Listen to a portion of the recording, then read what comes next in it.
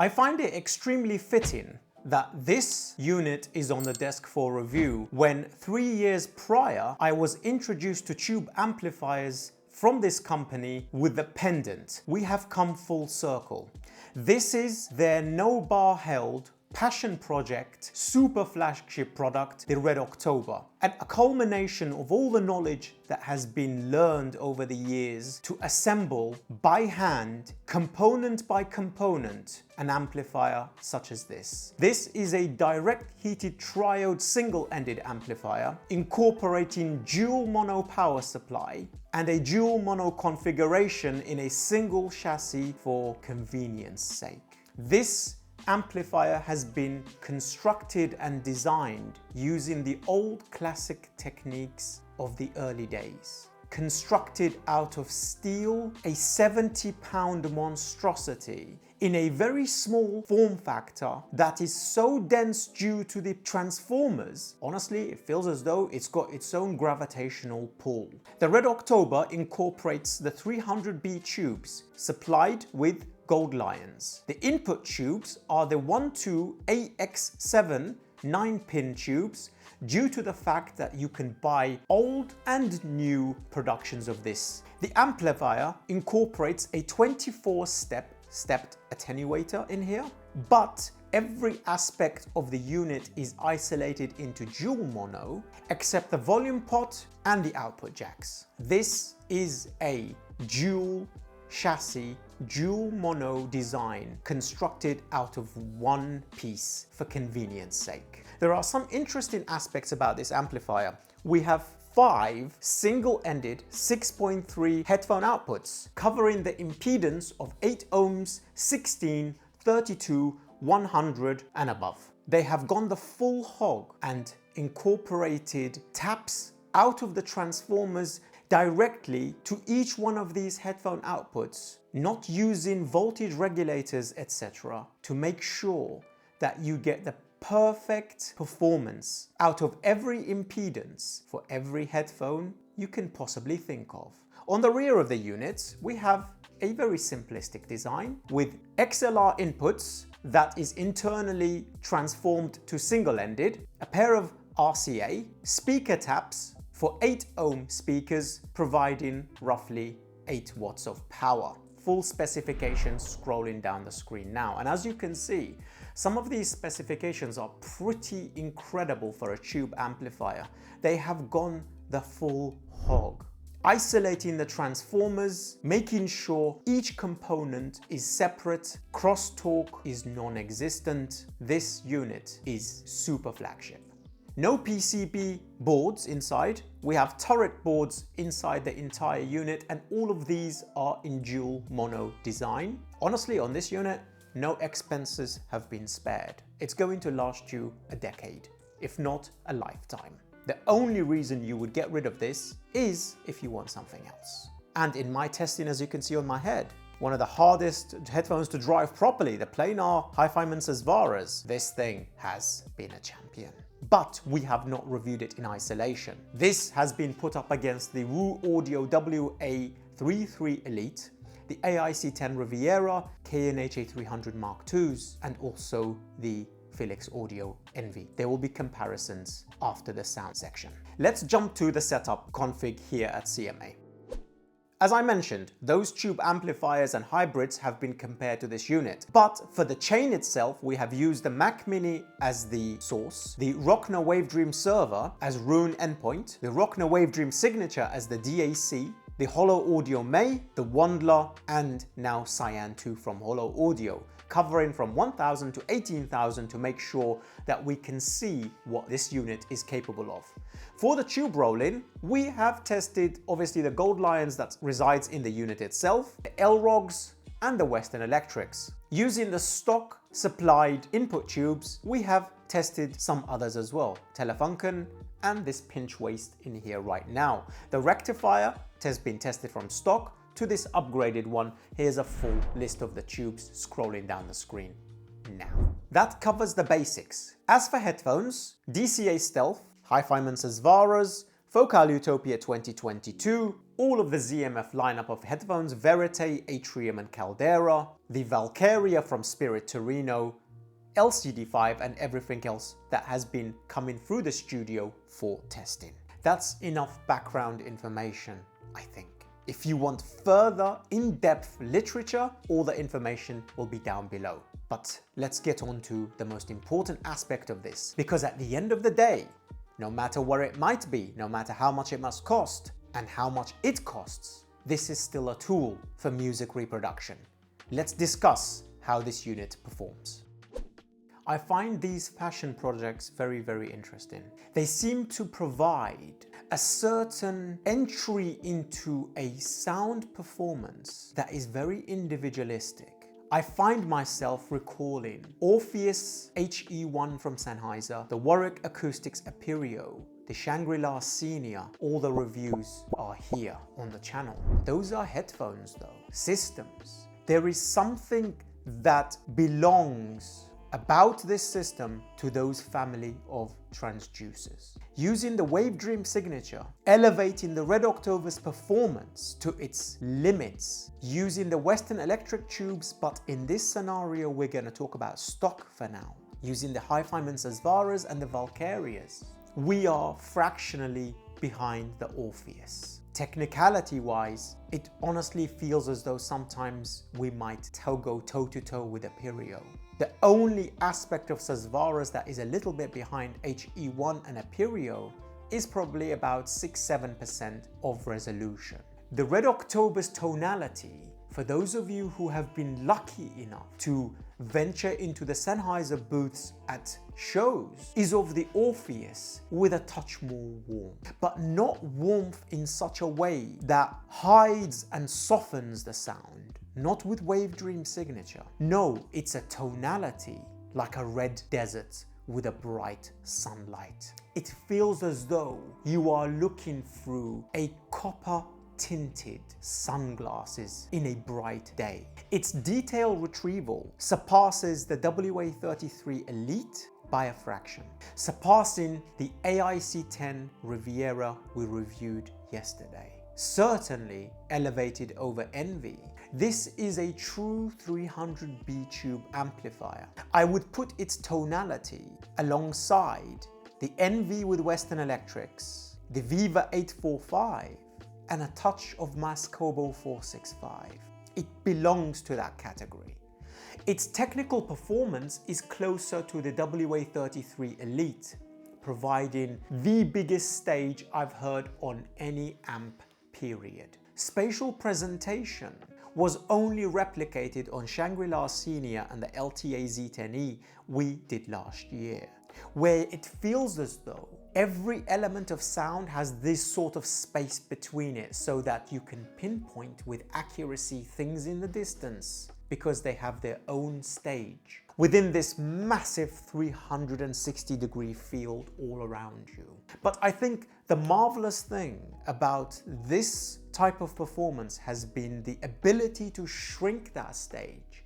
When listening to Norah Jones, that album, to be fair, the majority of her production is very, very intimate, allowing the singer to come right here, collapsing the stage, so that not even the cascading effects of reverb and ambience trails into the distance and breaks the boundary of the stage. Everything becomes very tight-knit, close to you. Predominantly, this amplifier's true highlights is that beautiful tonality with the visceral impact and earth-shattering slam it provides on something like a Susvara. You do not miss the detail retrieval of the ability of the Wave Dream signature, where I felt as though AIC10 Riviera truncated this. You do not have any problems with classical music and the live orchestra on a huge wide stage when necessary. It provides a very smooth sound signature that is extremely natural from sub-bass to the treble region, especially when reconstructing applause in a live audience so that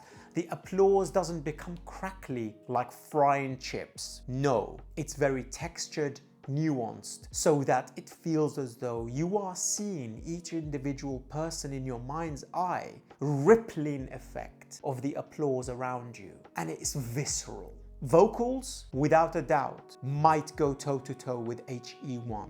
There is no such thing as frequency response, deviation, or spikes or variation here. It's a natural, organic effect close to a live performance that you might attend. I have spent weeks with this unit trying to locate weaknesses. It's almost impossible to do so. There are occasions when certain headphones will hum, the Focal Utopia 2022 being one of them. Yes, you can mask this by listening at a louder volume, but it is there. The rest, Susvara's 1266, Stealth, LCD5, no such thing. So what can I tell you about the Red October sound signature? Using stock tubes, it was so resolving, it actually led me to consider a hypothesis that tubes is only a very, very small aspect of the performance. There are so much more at play here, from the transformers, inputs, outputs, etc. Gold Lions has never been one of my favorite tubes. Testing it on Cayin and Envy, I felt as though those tubes didn't have much life. Very warm, lackluster in detail, very big stage, yes. But honestly, not a pair of tubes you would put into an amplifier of this caliber. And it turned that hypothesis on its head. It's so resolving that I didn't think it was possible. It brings to mind the JJ tubes in the Sennheiser HE1. You wouldn't believe they are JJ tubes, because most people tend to immediately upgrade these caliber of tubes to other things like L-Rogs and Western Electrics, etc. But this is an amplifier that turns that philosophy on its head. So, macro detail, micro detail, layering, imaging, stage ability to shrink and expand, the ability to cross a large boundary of genres makes this amplifier in this category extraordinarily formidable. How is it for electronic music such as Infected Mushroom, Monster Cat, and those aspects of electronic sampling and music and fast-paced transients and attack? It works, but I don't think I like using the Western Electrics or the stock Gold Lion tubes in the unit right now. It's too organic, it's too beautiful, it's too leaning into the analog sound. Yes, you can swap for L-Rogs and get a much better performance for electronic music there, but it feels as though you feel dirty inside. It's like being on a competition for bodybuilding and then hitting KFC the night before. You just feel dirty doing so. This is an amplifier for real music, for jazz, for classical, for music with lyrics and vocals so that you can be face to face with the singer. Using L-Rogs takes away the heat, the slight warm, lush tonality. It hides the sun behind a cloud and gives you more of a frosty morning of a winter or autumn. It feels as though you are treading in white snow with white light, and you feel a little cold. But when you put Western Electrics in here, taking the Gold Lions to a whole new level in performance, a chocolatey sound, a visceral, organic sound that imbibes lushness, musicality, and a touch of alcoholism, honestly, because you end up just drinking while you're listening to music so much, it's kind of bad. Let's talk about headphone performances. The HiFiMAN Susvaras predominantly has been used with this amplifier because it's one of the best amplifiers to drive this unit with Wave Dream signature. It's viscerally impactful. You've got beautiful sub-bass, textural information, and the resolution is not degraded. It doesn't feel as though you are leaving the solid state realm into the tube amplifier realm where things are overly soft. No, you get full lushness. And what it provides with this unit is impact, concentrated stage control, only providing what the track requires. Vocals have a tendency to move a lot in the stage depending on the track.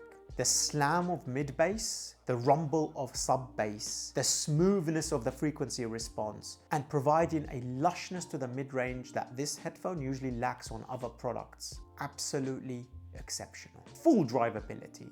May, was a little bit softer, and I felt as though I could never use the electronic genre or missing quite a lot of the slam. That unit degrades Red October. It really does require a super flagship DAC to go along with it. Something like a Wavedream signature. It elevates the amp. It's unbelievable at that point. Stealth is driven very well, and I actually think it really does provide a touch of lushness to a sterile sound characteristics and neutral characteristics, that Harman curve that I think it requires, but smoothing out the treble quite a bit. Some people have stated that the Stealth's tonality is a little bit harsh sometimes. This is down to drivability, but honestly it is a bit of a neutral sound signature that really doesn't lead well into a lushness and organic characteristics too much for a lot of people. It's more of a studio reference sort of sound signature, and the Red October here provides that lushness it provides. The AB1266TC I find grandiose, providing a better mid-range than a lot of other amplifiers bar the AIC10 Riviera, and really that low end, and you don't miss much of that huge stage it provides, holographic characteristics. This amplifier will drive all of your headphones absolutely no problem. LCD5 is gorgeous on this thing. Absolutely stellar. Focal Utopia's performance I think was the worst, not just due to the hum, but it just doesn't synergize very well with it, and I wasn't really having too much fun, so I don't think I spent more than a few hours with it. For certain genres like pop or for real music, R&B, etc., it's fine. EDM has the punch and slam, but it feels as though it's like a tier down from everything else, which is very disappointing because that's a superb, outstanding, I think a perfect headphone. So yeah, Utopia 2022 wasn't a good experience on this unit, but predominantly Susvara's 1266, Stealth, Valkyria for strings. When we had the CMA Hi-Fi show here back in March, and I showed a cello track I will link down below for you from Game of Thrones, I think every individual's mouth fell open and there was just dead silence when they were listening to the reconstruction of those strings, the visceral impact, the grittiness of the bow running along the strings, the visceral, organic, textural information it provides in the mid-range. The sub-bass rumble of that vocal box was breathtaking, where you fall into the music and it feels as though genuinely you forget where you are because you are being performed to by artists. Let's do some comparisons. The Red October is the left-leaning of the AIC10 WA33 category. It's the most warm, the most lush, the biggest stage, the slightly laid-back characteristics, though it does provide slam and detail. And then in the middle, we have AIC10 Riviera with the smallest stage, the deepest tonal density of any amplifier, I think, with a Wavedream signature, and slightly leaning away from that heat of Red October's lushness to a bit more sweeter, neutral-ish sound characteristics residing in the mid-range, with probably as large imaging when instruments such as drums, etc. are being reproduced. And then on the other side is the WA33 Elite, with the same size stage as Red October, probably a fraction smaller, a bit more holographic, a bit less out there and open, more open but all around you with a holographic sound characteristics. So you get to choose which one you prefer.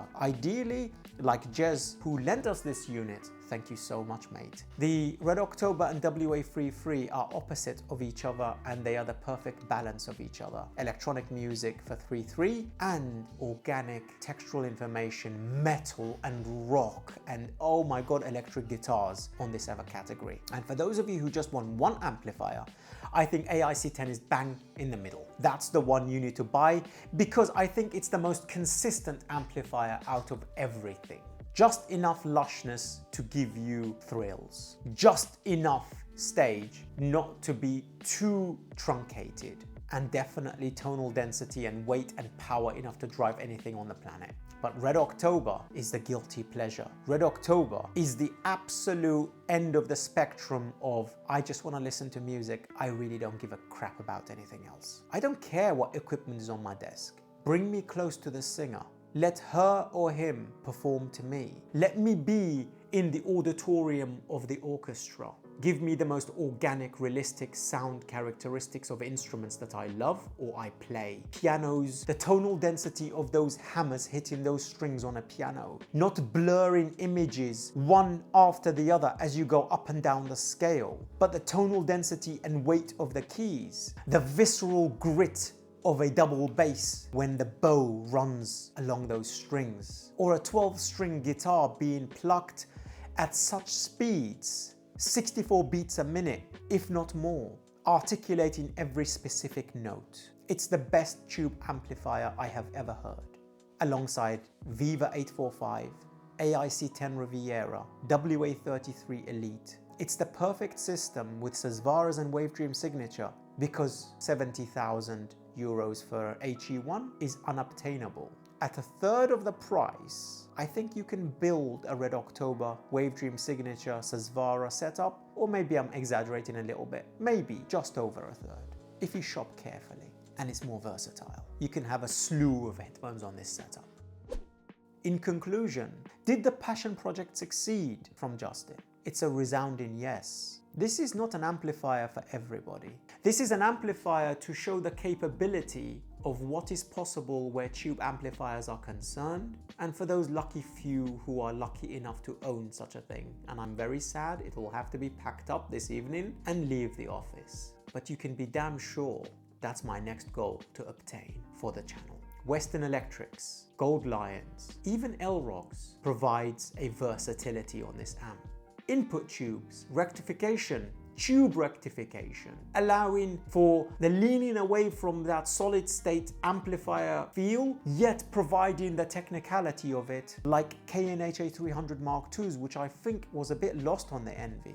This does it all. This is, without a doubt, my favorite tonality alongside HE1 Orpheus I have ever heard, surpassing Aperio for that tonality. Truly, not worrying about what it can drive.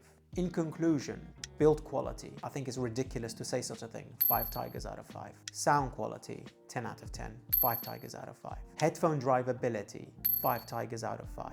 Where are the weaknesses? You need a very strong desk and a very deep wallet. A very, very deep wallet. But it's not designed to be a mass market amplifier. If you like hearing about these types of headphones, amplifiers, DACs before anyone else, come and join us over at CMA Audio Lounge Telegram chat. The link will be provided in the Patreon page. With that, I will leave you until the next review. Peace.